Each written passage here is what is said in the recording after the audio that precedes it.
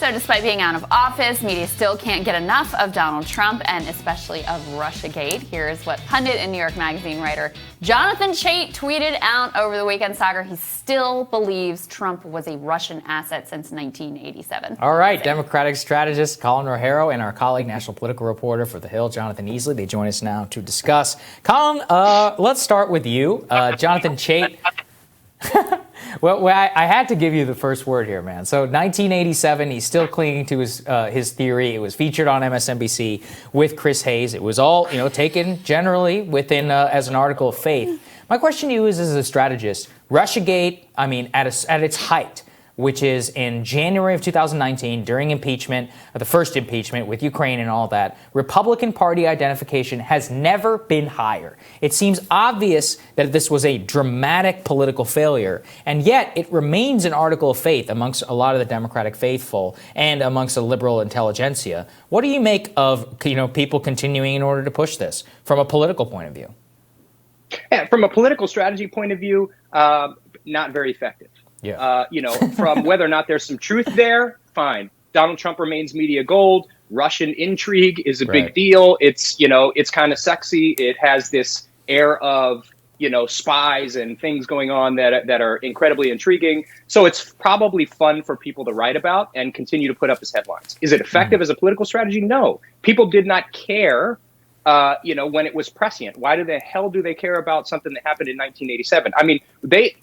Also, to be clear, that was a very poorly executed attack campaign.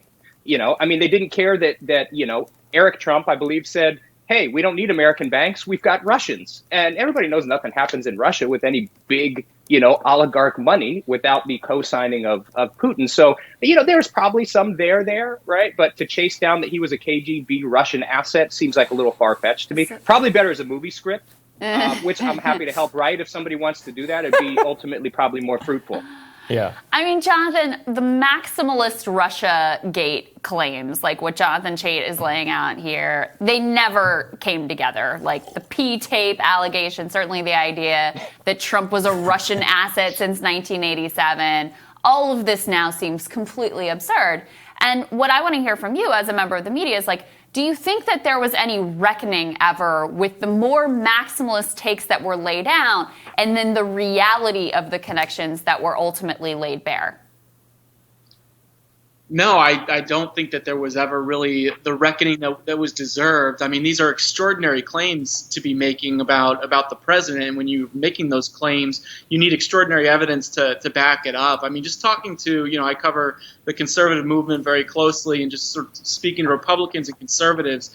Trust in the media was declining for a long time before Trump came around. But, you guys have had, Matt Taibbi on this show who's written a book about this. And nothing has done more to sort of further sort of the polarized political environment that we're in and to further distrust of the media, especially on the right, than this Russia storyline.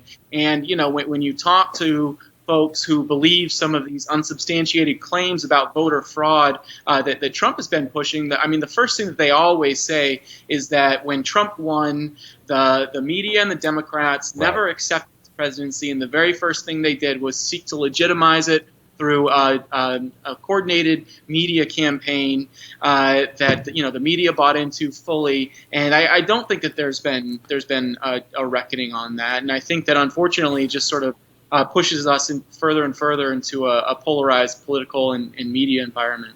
Yeah, it's interesting, Colin. I hear the exact same thing from a lot of Trump people. What I also hear, too, is in many ways they're slightly self-aware about it. Like, they know that the Stop the Steal thing isn't, real. But they're like, listen, the Dems did it to us, so we have to fight back. Colin, in that case, when we have a part of the Democratic base which doesn't believe that Trump's election was legitimate, and now you have actually even way more of the Republican base that believes the same thing, how do you solve for that as a society, in terms of your politics? That's a grand question that this country is going to have to answer going forward, and it's a very daunting one. And I think it's going to take, at some point, all of us being committed to the truth. And Jonathan said something very important. Saying that a president is a Russian asset is an outstandingly, extreme claim. Right. if you're going to do that, you have to have extraordinary evidence. And there wasn't extraordinary evidence. There was all these things that he could constantly disprove and people could poke holes in.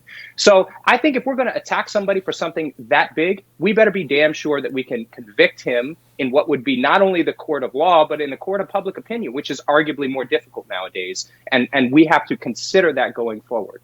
You know, these extreme claims don't really do anything unless you can prove it.